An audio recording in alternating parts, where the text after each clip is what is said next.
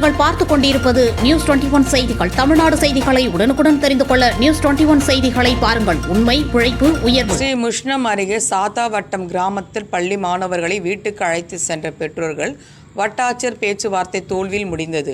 கடலூர் மாவட்டம் ஸ்ரீமுஷ்ணம் அடுத்த சாத்தாவட்டம் கிராமத்தில் 1ஆம் வகுப்பு முதல் 8ஆம் வகுப்பு வரை சுமார் 69 மாணவ மாணவிகள் பயின்று வரும் நிலையில் மேலும் இந்த பள்ளிக்கூடம் அரசுக்கு சொந்தமான மந்தவெளி இடத்தில் இயங்கி வருவதோடு இதில் அதே ஊரை சேர்ந்த சுந்தரம் வெங்கடேசன் மற்றும் 7 பேர் கொண்ட கும்பல் ஆக்கிரமித்து மந்தவெளி இடத்தை பயன்படுத்தி வந்த நிலையில் தற்பொழுது பள்ளி மாணவர்களுக்கு கூடுதல் வகுப்பறை கட்டுவதற்கு இடமில்லாமல் ஆக்கிரமிப்புகளை அகற்றித்தர தலைமை ஆசிரியர் கிரோஷ் பெர்னாண்டஸ் மற்றும் மாணவர்களின் பெற்றோர்கள் பலமுறை முயற்சித்தும் எந்த நடவடிக்கையும் எடுக்கப்படவில்லை.